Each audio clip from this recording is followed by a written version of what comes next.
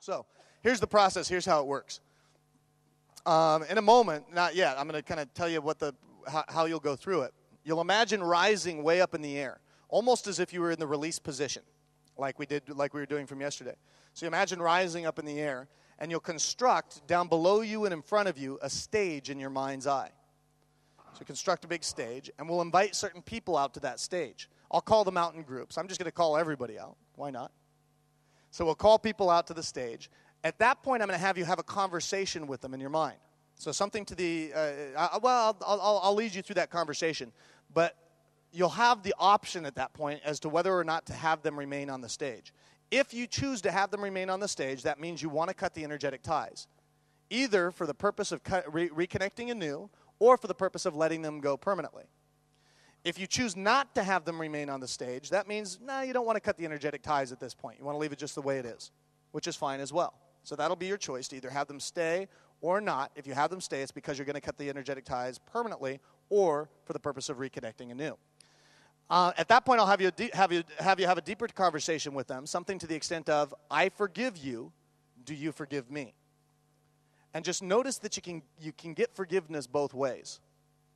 So I forgive you, do you forgive me? And just get forgiveness both ways. If there's any challenge getting forgiveness one way or the other, all you have to remember is that you're only ultimately really forgiving a part of yourself.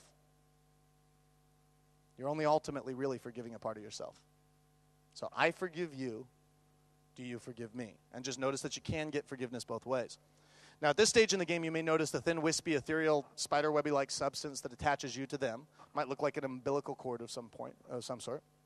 And what I'll have you do is I'll have you imagine two blades of steel poised up above those cords. Now, before you have the blades drop, I'm going to have you imagine an infinite source of love and light and healing pouring in from the top of your head, filling your entire body as if you were a hollow vessel, healing you totally and completely. You'll imagine that infinite source of love and light and healing overflowing out your heart down to those people on stage, filling up them totally and completely and healing them in every way. And then at that point, whoosh, you'll have the blades come down and sever the cords. The stage will clear out. They'll go off. They'll fly off to learn to grow and evolve. And that's the end of the process. It's really quite profound and really a lot of fun as well. So we'll go through the process. Now, as we lead into the process, I'm going to lead in with ha breathing. What I mean is I'll have you inhale, and then make the ha sound as you exhale.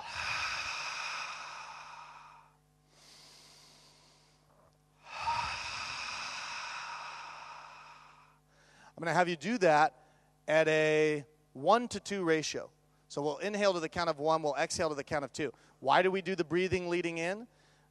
First off, I like it because it oxygenates the blood and it feels good. Secondly, and most importantly, this is why we do it, is that we do it because it'll help us to center and focus our attention as we go into the process. So we'll lead in with ha breathing and we'll lead out with ha breathing. So all you got to do is kick back and enjoy the process.